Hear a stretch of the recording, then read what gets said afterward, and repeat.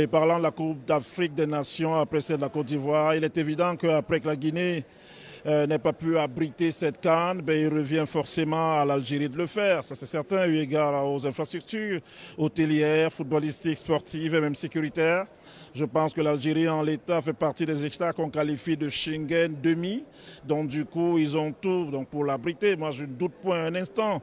On va œuvrer pour en totalité. Parce que quand on est à Doha et qu'on voit ce qui est fait sur le plan infrastructurel, l'Algérie pourrait faire davantage. Donc du coup, on a besoin d'une CAN, certainement pas au rabais, une CAN assez extraordinaire. Et voilà, c'est une CAN à 24. Donc l'Algérie a tout pour l'abriter. Mais moi, je souhaiterais qu'après le CHAN, évidemment, qui sera, j'allais dire, une sorte de répétition, voilà, que l'Algérie organise la grande CAN. Et pour que cette CAN-là soit semblable justement à ce que nous vivons ici à Doha dans le cadre de la Coupe du Monde. Ah ouais, pour autre chose aussi, en réalité, on sait que l'Algérie a abrité sa dernière CAN en 1990. Deux villes étaient concernées. Il y avait Annaba, il y avait Alger, le Cameroun y était, est sorti au premier tour, mais elle avait fait une super Coupe du Monde en Italie. Et donc l'année-là, l'Algérie avait gagné avec la bande Arabamadière, etc.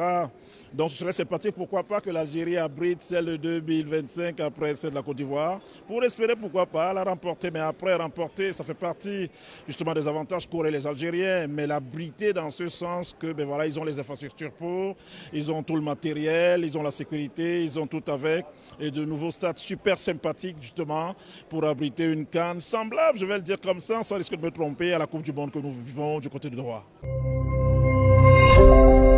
زير تيوب، أول قناة إلكترونية في الجزائر.